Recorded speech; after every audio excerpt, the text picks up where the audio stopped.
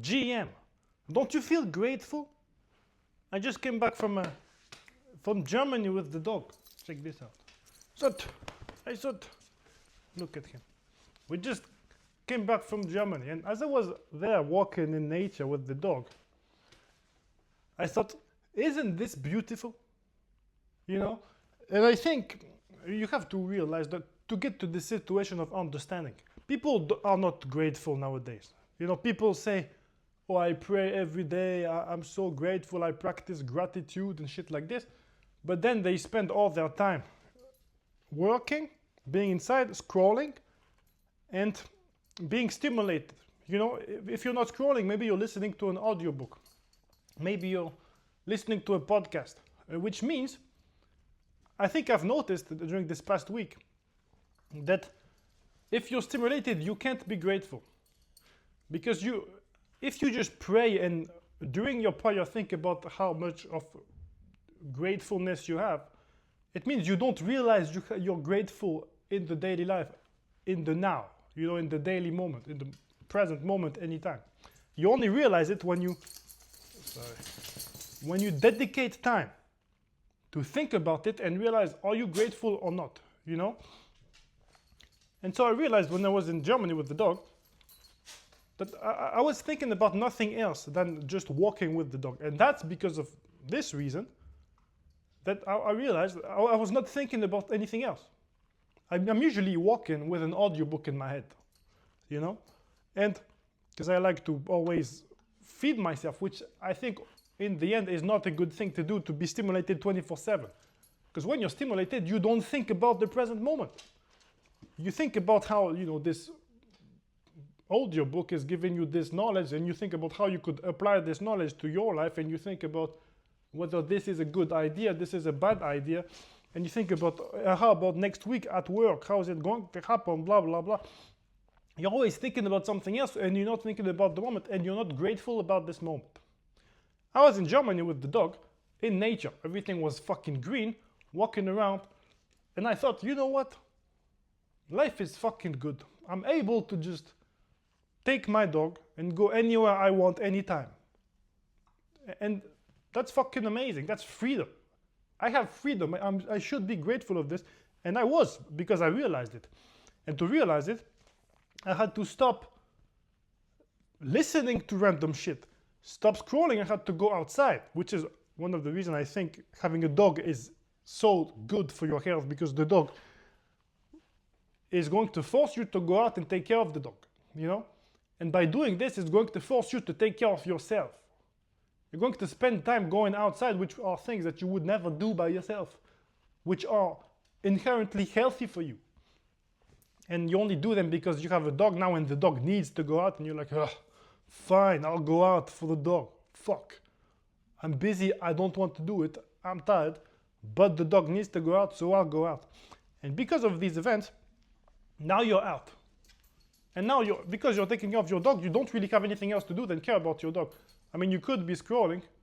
No. So if he's gonna fucking tip the camera. You could be outside scrolling on your phone. You could be outside listening to an audiobook, as I said. But from time to time, you're just going to not be. And it's during these moments that you're out. And look at the sun outside right now. It's nice. In Paris, this is very fucking rare. And it's when there's these events that don't happen often and that your mind is free, that you get to think about it. Nowadays, every time I'm in Paris, I walk around, I see, it seems to be 80% girls, 20% men that do this, that have a headset and or fucking AirPods all the time in their heads. It's like girls is usually more headsets, you know, they feel like they're completely locked in their bubble. They don't interact with the world outside. They're stuck in their bubble, which is often listening to techno music or just any random music, I don't care. Just you're putting yourself in the bubble. And this bubble stops you from being grateful and actually living the present moment. You're dedicating your present time to getting stimulated by an outside source. While you should be stimulated by nature. You should look around and see that you're actually lucky to be here. It could be worse. But if you're walking around with the headset and the techno music or the podcast, you are giving your full attention to this podcast or anything, and you don't care about what's happening with your current life. And I have to remind you that you only live the present moment. You do not live the future, you don't live the past. You only ever live the present moment. And every time you're doing this, you're sacrificing the present moment to listen to a podcast. You are not realizing that you should be grateful about what's fucking happening today. So I was in nature with the dog and I was like, fuck. It's not too cold, it's beautiful, it's sunny, it's all green. And I just took my dog, went to fucking Germany like this. I have this freedom, I can go in nature, I can just enjoy life like this. I'm so grateful for this. And then when I came back to Paris, I came back during the night and I had to walk in front of the Eiffel Tower. And when I did this, I was like, fuck. It was also night, I didn't have AirPods or anything, I was just walking home with the dog. And I thought, fuck, I'm actually so grateful to be here. This is the most beautiful city in the world. It really is. Like, it's going downhill, right? It's getting fucking damaged, but it was night, it was all black, and there was all the lighting from Paris, you know, they make everything shiny, there's lights everywhere, and which makes the old buildings, you know, come off as really beautiful at night. And I was walking home, and it felt like I was in a Ratatouille movie, you know, which it's very rare. I haven't had this feeling in Paris since I came to Paris the first time. Although I walk in Paris almost fucking every day, it took me to be at night with my dog and nothing else to just be able to look around and think, fuck, I'm grateful to be here. I live in the most beautiful city in the world. Everything's fucking beautiful. How did I not see this before? You know? Maybe I saw it the first time I came to Paris, but then in the daily life you completely forget about it. It's like this view with the Eiffel Tower. I don't give a fuck about this view. I don't even notice the Eiffel Tower every day nowadays. At the beginning I thought it was crazy. Nowadays I don't fucking notice it. I'm just too used to it. And it's because of this, you know, I was thinking in Germany, I was with a girl, and we looked at some old people. And they were, you know, classic, the old people stand, the boomer stands like this, with the hands behind your back and staring at something. And I was thinking, you know what? This is such a wise thing to do. This is how you live the moment. You just shut the fuck up and appreciate what there is to see. When you see boomers that just do nothing else than admire, they're essentially living the now more than anyone else is doing. Nowadays, nobody does this. Nobody puts their hands in their bags to look and see what happens. Anytime you have a second, you grab your phone and you scroll. You grab your phone, you scroll. I'm victim of it a lot, but I also have this realization. So I also fight it as much as I can. As much as anytime I think about it, I fight it. And I realize nowadays that there is so many moments to be grateful about, and you don't get to see them if you're distracted, you know? Anyway, that's not even the topic of this video. I just really thought you have to be grateful. Right? When you're walking in Paris, it's all beautiful, everything. It's actually clean because they just did renovations. Crazy. In my fucking neighborhood, they just removed all the bullshit there was on the Champ de Mars, which is in front of the Eiffel Tower. It was full of bullshit for like 5 years, and now they removed all of it. Now it's clean, now it's clear. There's actually a place to stare around because they put a wooden temporary building in front of the Eiffel Tower, which made it impossible to look around and have like a clear sky in Paris around there, you know? The Palais Éphémère is how it's called. They removed it. Now it's free sky. I mean, you feel like you have much more space. And I was walking exactly there. And I was like, wow. And I was able to look around again. And I was with the dog. And I was, fuck. I love my dog so much. And it's so beautiful. Does my dog even realize what's happening right now? Does he realize how beautiful this place is? Does he recognize this place? Because we walked there at night, which was something uncommon. Usually we walk by the day. And I was coming from the train station. Anyway, and all this is something that relates to a book I've been reading. And it's the fact of not reading books. You know, there's a chapter in this book that says people usually waste time reading a ton of books, and they never think about going out and writing their own book. You know, they chase other people's ideas. They chase the distraction, right? You can think you're a very smart person because you've read so many books. Congratulations. You've spent maybe half of your life reading books, except what have you been doing essentially? You've been looking at other people's lives. You haven't lived your life. You know, sometimes it's time to stop overthinking and it's time to start acting. And how do you want to fucking do this when the only thing you seek is another book, another perspective from someone else? You know, I'm giving you my perspective right now. I'm not saying you should close this video, but instead of listening to me about this topic, you could be listening to your own fucking opinion about it and think about it critically. Now, that's the thing. Thinking critically, it takes time to think critically. You know, every day I talk like this. You see me talking in this video. I talk to myself like this all day long. All day long I talk to myself out loud, right? And critical thinking takes time. Like, usually if you get distracted, every 2 minutes, every 3 minutes, you don't have time to do critical thinking. You have to dedicate time to it, to actually have developed thoughts that other people don't have, which ends up to you having ideas worth writing a book about. If you spend all your time scrolling, all you see, first of all, when you're scrolling, you see videos made by other people, which is other people's perspective of life. So first of all, one, you're distracting yourself all day long, you're stimulating yourself, which means you don't even let your time, your brain, appreciate life around you. You give your complete attention to other people's lives or other people's ideas. And two, it's not even your ideas that you're training, that you're developing. You're developing other people's ideas because by doing this, you give them attention. They make a living from your attention. They make money. They get more recognition. They get more popular because of it. And you're dedicating your time to making someone else's time worth more instead of your own time. Of course, a lot of books will give you a good ton of advice that will change your life. It's true. But you're still going to be doing it within the frame of someone else's perspective. Like, you should be going out and try to do things yourself. Now, I've talked about this in my stories recently. Check out my stories on Instagram. Elias Bonon, press follow if you don't.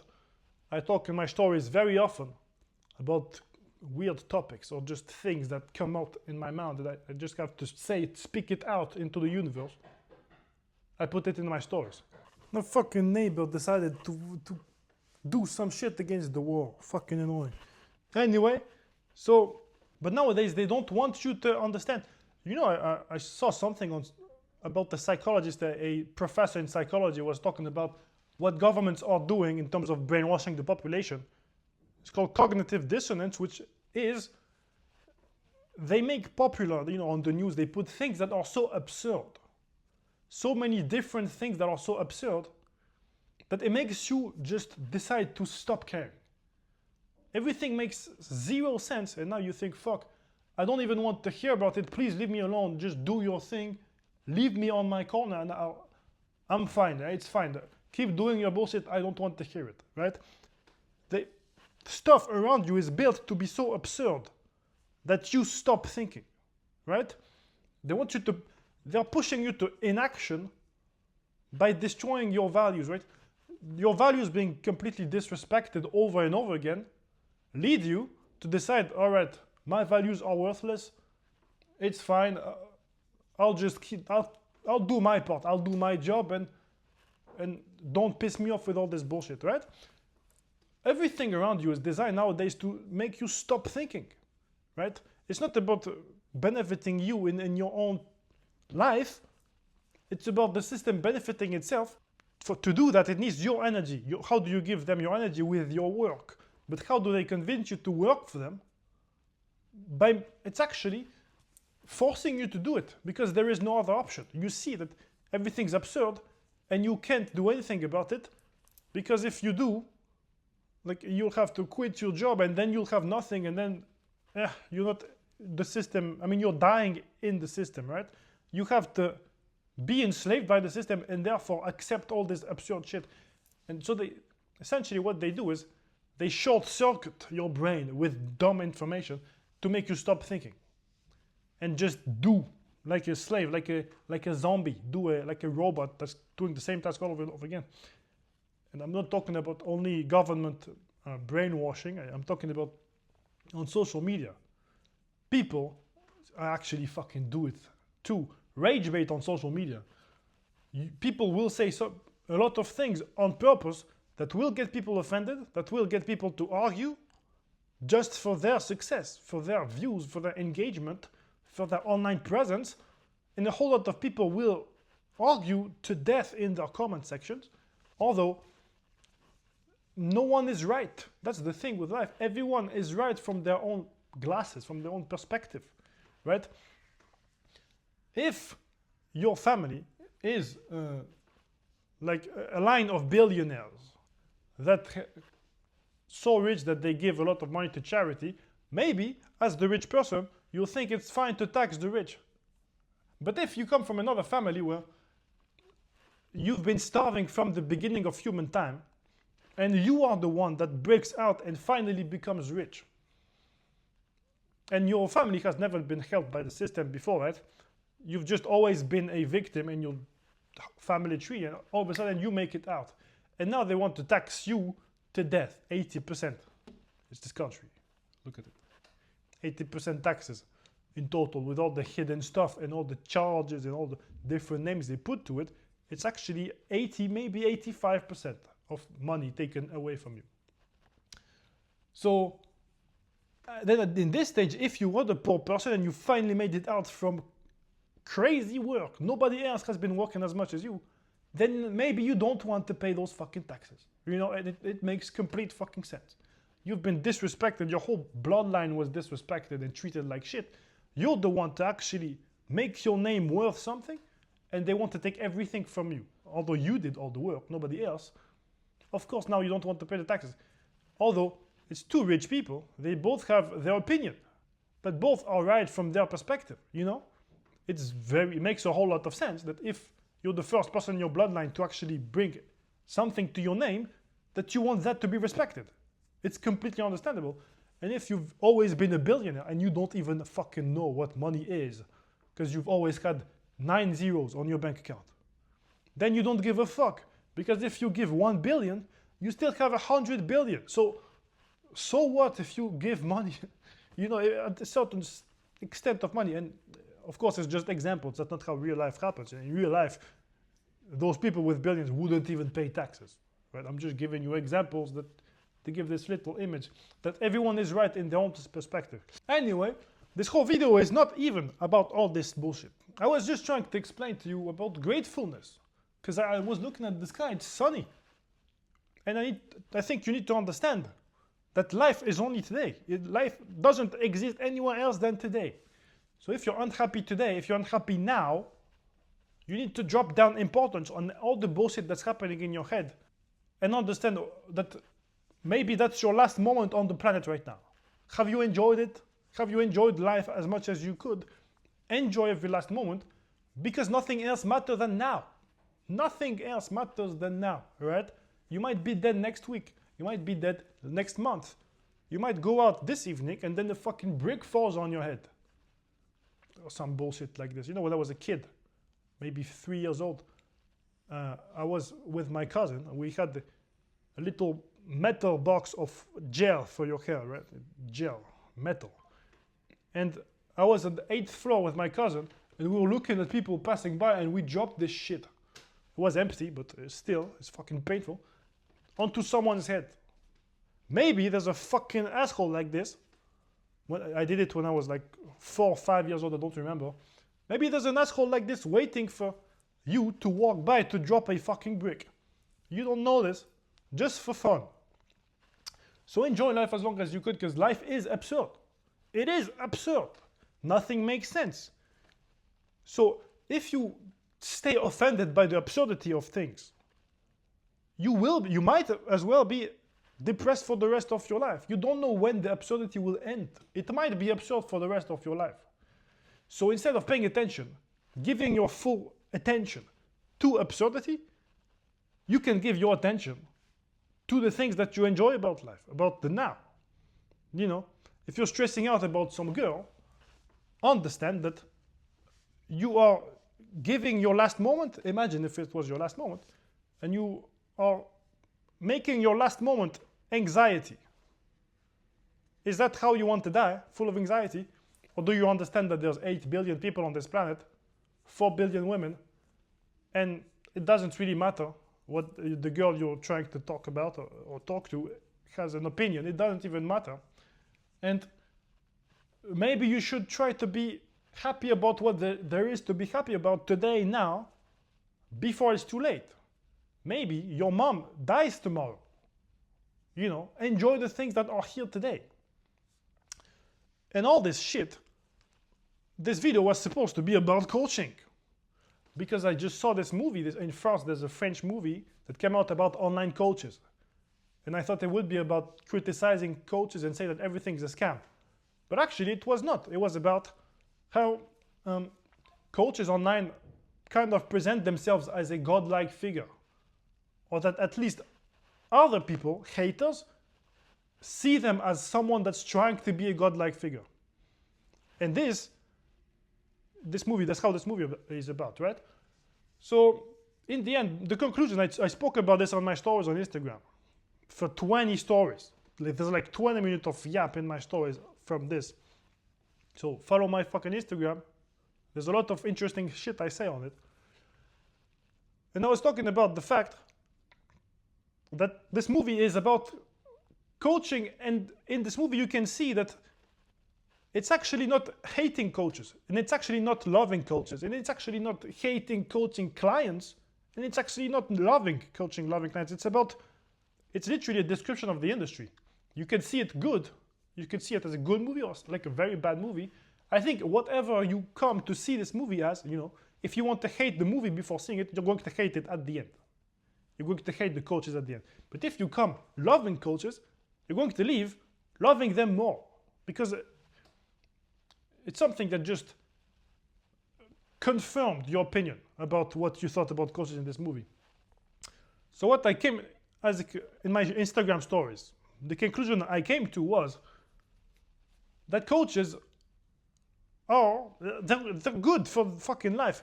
But the movie is too short to explain this, but the whole point of coaches is not that some guy tries to take your money and run away with it. Is that some guy is trying to help you get to the next level. And you might not believe it. You might think that there's too many online coaches and it's not possible. You can't be a random person that decides to be a coach, and you can't, as a client, believe any random guy on the internet, you know? Well, the thing I had to say about coaching is, first of all, it's not only fitness coaching. It's coaching about anything in life. Coaching is not like seeing some CEO that's trying to tell you how to improve your business. That's not necessarily what it is. Coaching, mentorship, is simply learning from someone who has experience. Don't make it difficult. Don't make it complicated. It's simply learning from someone that has the knowledge. And it can be about anything. That's why on my Instagram, what I do is I tell you how to get the fucking six-pack. I can mentor you on this. I have a one-to-one program. If you're interested, check out the link in bio to book a call with me. We can talk about it, see if you're a good fit for my program. But the thing is, anything can teach you, anyone can teach you anything. So what I do as a chef, you know, my whole thing is to be a healthy chef, eat good food, and the food industry, the restaurant industry, feeds people unhealthy food. Even the healthy places, which feed you vegan stuff and quinoa, are not healthy. From my perspective, you know, I live through this animal-based lifestyle. I see the whole restaurant industry as fucking bad. And I had to get to my six-pack to get to the fitness and my own enlightenment from my own experiences. And the thing is, if you recognize yourself in what I say, in the path that I've had, that I know that everything's unhealthy, and I know that I should be eating animal fats, not fucking seed oils, and I know that I should, as a chef that wants to have a six-pack, eat in such a way that's going to help me grow in the gym and have energy on the rest of the day, right? And well, if you just go in a random restaurant, you're going to be hungry as fuck. If I go with my muscle mass, I'm gonna be hungry as fuck. After eating, I'll still be hungry. I'll have eaten fucking pasta and water, fucking carbs and water. You know, they're going to replace all the protein by carbs for money purposes because it's cheaper and they want to make money. They don't want to feed you healthy things.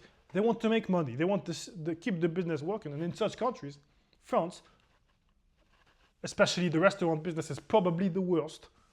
85–90% of charges and taxes and costs overall. How do you make money? By cutting out on the protein. You put less protein and you put a ton of fucking carbs to replace the stuff so that people can fill their stomach with junk instead of the healthy thing, right? So if you recognize yourself in this, then maybe I'm the right coach for you. That's the thing. Everyone has their different life experiences. And as a coach, what the coach does is he teaches you his way of life from his experience so that you can get to his level by applying what he did, which is related to your life, right? It's not very complicated, guys. I have been the fat kid who plays video game 16 hours a day. When I was younger, I was fat, I was the laziest motherfucker on the planet. I was the most friend-zoned guy I've ever seen. I've been friend-zoned maybe 15 times over 5 to 10 years. I don't remember. I didn't count it. I was rejected as fuck. And I just had a very depressing life, right? Depressing, and it was very fucking sad, you know? Some girls I had to keep as my best friend for years because I didn't want to stop talking to them because I had a crush on them, right? I had a very depressive life for a very long time. And I came out the other side. Now I don't believe depression is real. As Andrew Tate says, you know, depression is not real. It's a philosophy. It's not a statement that's true or wrong. It's a philosophy of life that you have to understand. If you live by principles that depression is not real, that depression will never show up. Depression does not exist. Of course, it's very complicated to get to this stage. If you are depressed and I tell you this, it's not going to magically get you out of depression, right?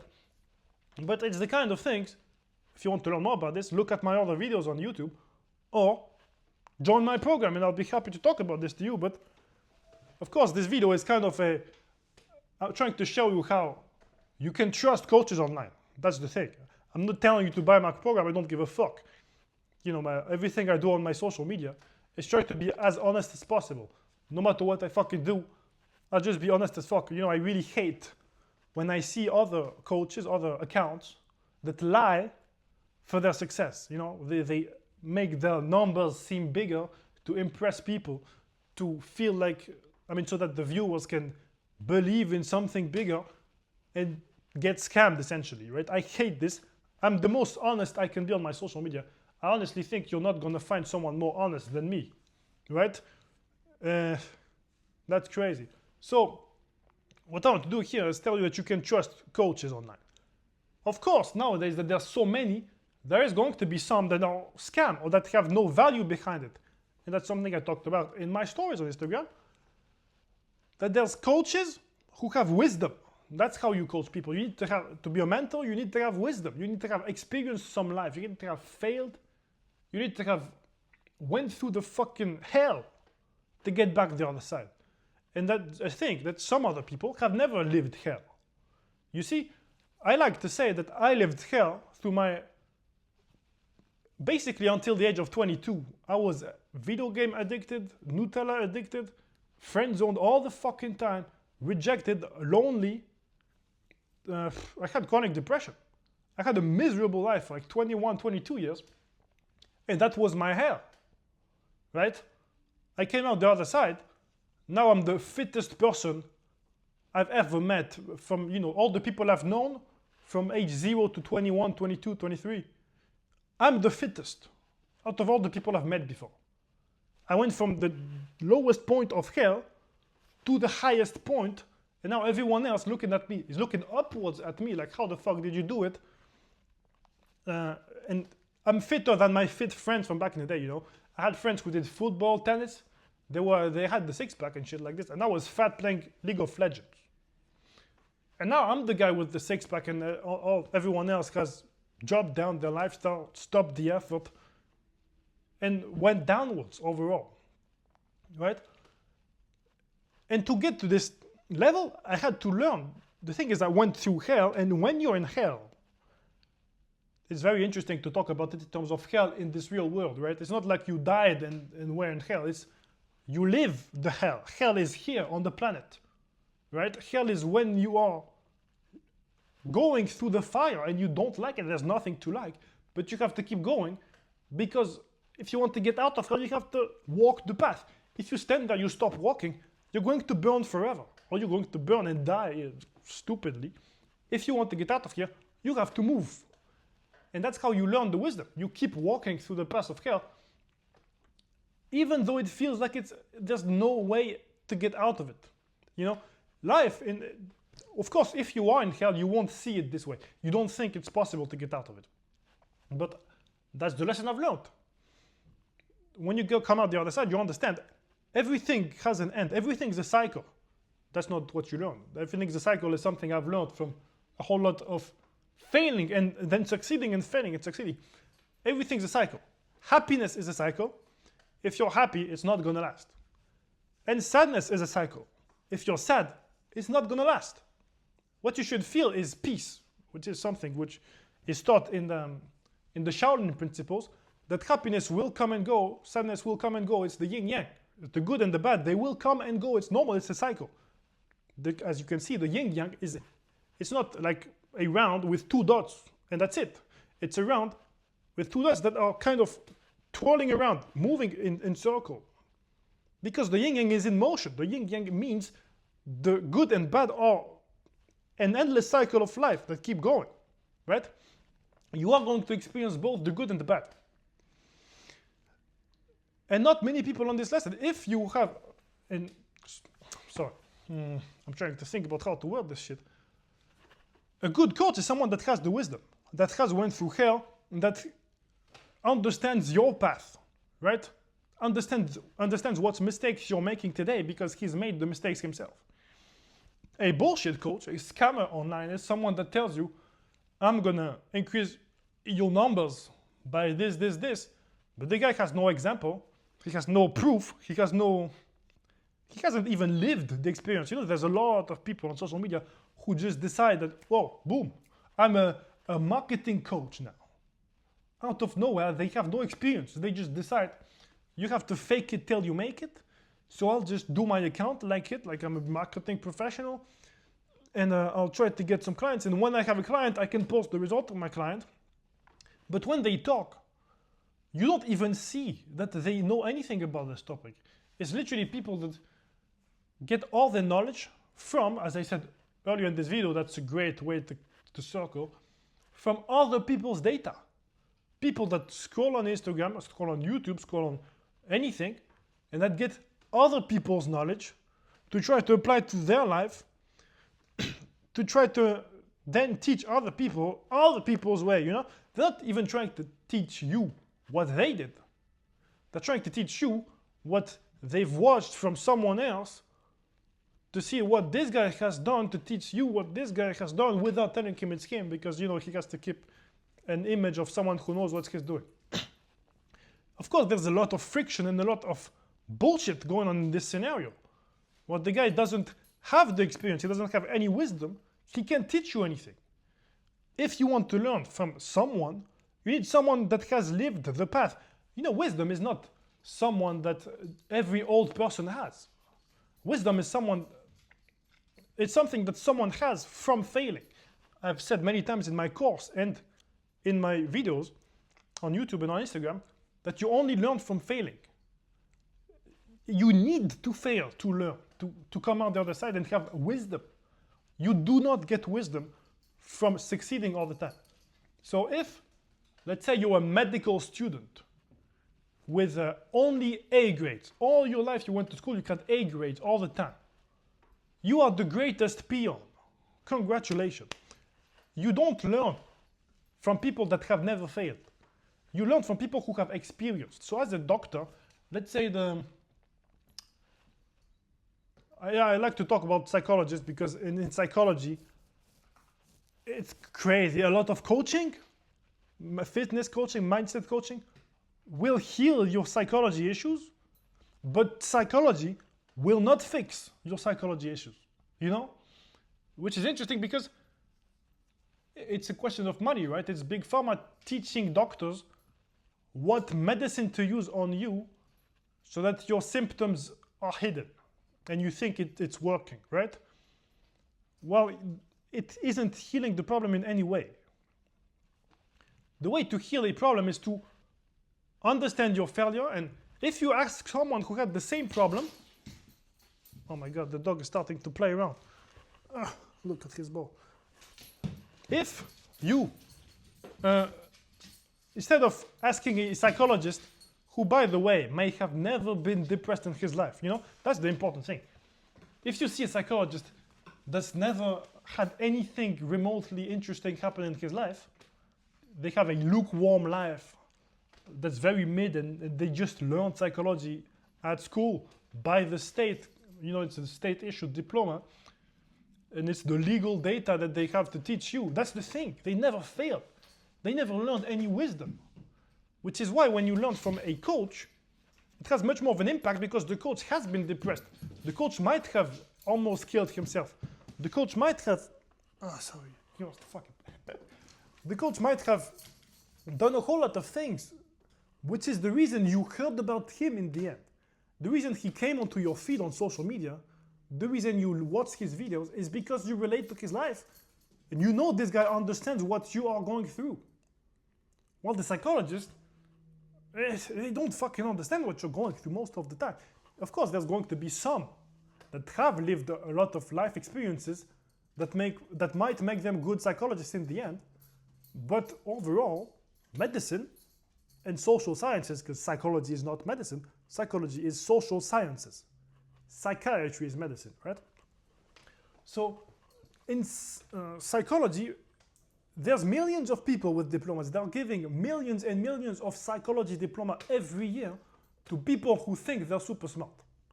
People who think, oh, I like brain stuff. This makes me a smart person. I can do psychology studies. Then they do the study, they have the diploma because it's a state exam, right? It's easy to win an exam, to succeed in an exam.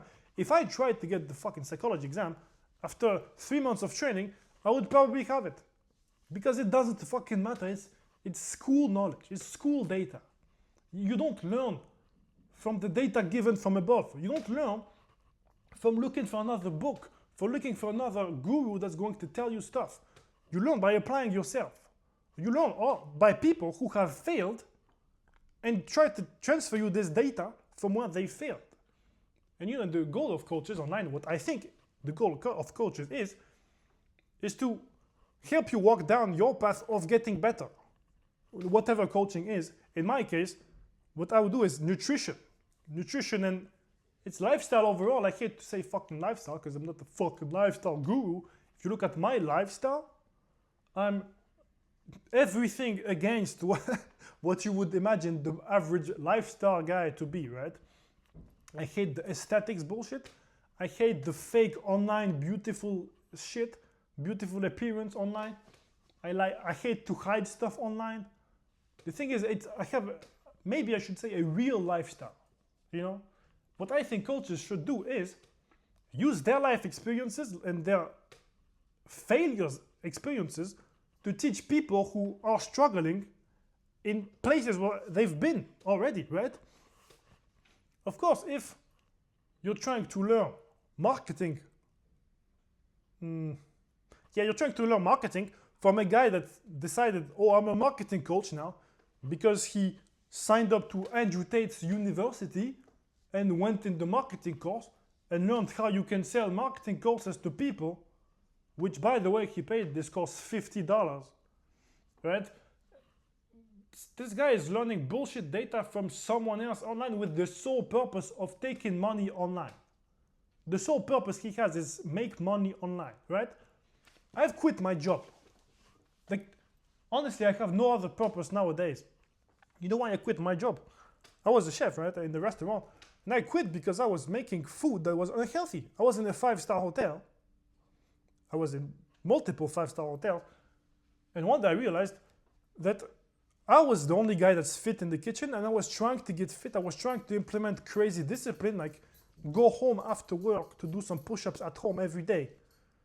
And I was doing it, and I was tired, and I was still doing it. I was really putting discipline on my lifestyle. And everyone else in the kitchen was fat, trying to go drink after the service, trying to go clubbing, to go to the techno club after the service, right? So, and I was realizing, because my job was, there was the meat section and the vegetable section, the side dishes section. I was in the side dishes section. So I was making sweet potatoes, just puree, potatoes puree, making fries. I was making all this shit, which is essentially fucking unhealthy. Every day I had to fry some fries, French fries, into oil that was disgusting, right? But there's a legal amount. We had a machine to test the quality of the oil. And it was saying on the number that it was still safe to eat, right? Although you could clearly see, so you have the clean oil that's yellow, this oil was fucking brown. You don't want to keep cooking in brown oil. It's not healthy. But every day I had to do it because that's what the protocol was. And the number says it's healthy, so we're going to keep using it because we don't want to waste more money. We don't want to use more oil than we need. So I realized I was cooking shit that's unhealthy. And I didn't like to do this while I was trying to implement a healthy lifestyle on my end. And I transcended like this. I really put health at the fucking first priority of my life. Quit this job because I didn't align with it as a concept. And then I just came out the other side. Now I'm on social media. Now I'm successful on social media because I decided to follow the thing that I wanted to do, which is be healthy and help people get healthier. That's the whole thing that I think coaching should be. I've had this path from zero, from the fat geek. You can see on social media, if you don't know me, if you're finding me out here on Instagram, find me out on Instagram. If you find me just here on YouTube, find my Instagram, look at my transformation. I was a fat fuck not long ago. A big video game addict not long ago. I had to change everything in the past 4 or 5 years. Right? And this ascendance has taught me a lot of things. I had to make decisions. I had to be judged by other people. I had to be hated by other people because I wanted to make the right decision. I wasn't here to make money. I wasn't here I'm going to quit my job in the kitchen to make money. That's not what I was doing, because when I quit, I had no option, zero income. I just quit simply because I did not agree with what I was doing. I couldn't keep helping society poison people, intoxicate people. It's a 5-star hotel. You can't say it's unhealthy, right? It's the highest quality food there is, right? But that's what the Matrix thinks. That's what this institution, the governmental stuff, wants you to believe, that it's the highest quality stuff. Except me, from my health maxing perspective, from my animal-based diet perspective, from all the knowledge I've acquired over the years, it's super fucking unhealthy. I knew I was making unhealthy food that's going to slow down your metabolism, inflame your gut, and inflame your nervous system, and give you long-term brain fog, long-term depression, long-term chronic fatigue. All this comes from your diet. So that's what I think coaching should be. You need people like this who have lived very interesting lives, very intriguing lives, full of failures, full of hard decisions to take. Because the people who have a lukewarm life that did nothing serious, nothing interesting, don't really have wisdom to teach anyone. You need to have gone through some crazy stuff to earn wisdom that other people can benefit from. That's why I think the famous people you see on social media, every famous person is known for having done something exceptional, right? If someone is just the CEO of some company because he worked there for 20 years and he just slowly went up, you don't hear about this fucking guy. You only hear about people who did something exceptional. Because to make something exceptional, you have to have failed exceptionally to get to your level. It's a cycle, as I said, the yin-yang. If you have a huge success, it means you have went through a whole lot of failures in your life. That's just how it goes. That's how life goes. You can't have success without a whole amount of failure. It's always like this. So you should always listen to people who are at the extremes. That sounds very politically incorrect, what I just said, but you can only learn from people that have had the failures, that have had the experience, not from someone with a paper, right? People with paper don't have wisdom at all. I'm gonna cut this video short because I think I've been yapping for like an hour or some shit. And I hate to post very long videos because you guys don't fucking watch them. So, although it's very important yap, I know a few people are staying until the end. If you did, comment egg. Comment egg. Alright? I'm gonna have some egg souffle just before, just after today's video. I'm gonna make a souffle with eggs. Anyway, if you're going to learn by anything online, right, by someone, it could be business marketing, social media, mentorship. I went through a social media mentorship. I paid $5,000 when I had 500 followers to join a mentorship that has grown me to the level I am today. 150,000 followers on Instagram. My YouTube is very slow because I don't use my YouTube for the same reason at all, you know. My Instagram is food stuff, chef stuff, recipes. My YouTube is just mindset shit like this. Mindset, philosophy stuff, and real topics that I want to talk to the interested people in here on my YouTube channel, on long form content, because you can't post a 1 hour video on Instagram, right? So, if you don't know my Instagram, go check it out. Press follow on the Instagram. And also, most importantly, press follow on the YouTube, right? And if you like all this bullshit I'm saying, if you think I'm someone with a great mindset, with great view of life and all this shit, many people have told me that I have a very specific, I'll take this back. Many people in France have told me I have an exceptional mindset, exceptional mind, exceptional views of life, because the view of France overall is really closed. People don't believe, right? There's this political correctness in France that's been there for hundreds of years that makes you think that you can't believe to people who are trying to make money. It's very complicated. I talked about this on my stories on Instagram. Look at my stories on Instagram more if you want to know about this. And it's basically the French mindset. The French mindset is super fucking closed, and nobody believes. Nobody's happy about life. Everyone's pessimistic about potential stuff. And if you start talking about potential and power, then everyone thinks you're crazy. Everyone thinks you're a magician type of fucker on the internet that's trying to scam people, right? Which is not what it is. I'm just trying to open your mind. And with your open mind, you can change your life. I only started changing when I decided the power was in my hands. That's the thing I wanted to say earlier. They're trying to tell you that the power is in the hand of the government. It's in the hand of someone else. It's not in your hands. So you can't even try. You have to give up. You have to accept your little position as a little peon in the fucking chessboard. And that's it. The power is not in your hand. Well, what you have to do is understand you have the power in your hands. Everything's up to your actions. You could become the greatest person in your country in 10 years if you do the work now, because you decide that you are this person, you are the chosen one. The chosen people, the chosen ones, chose themselves. There is no such thing as everyone else deciding we need to choose this guy. That's not what happens. The guy who chose himself decided to do something exceptional, do something unique, because he had this vision, the vision nobody else had. And by building this vision, everyone else around him started clinging on to his ideas, because his ideas did change the world. You have to believe your ideas are worth something. You are gifted with ideas. You have the gift of ideas. You have to believe this. And as long as you don't believe it, you're going to be a second-hand character, right? You're not going to be the main character. You only become the main character of your life when you understand that the power is in your hands. You do what you want every day. You can leave your job and have zero income. If you decide that your job does not align with you as a concept, in ethics, my job did go against my ethics, so I left it. And then I was fine. I made money online in crypto and stuff like this.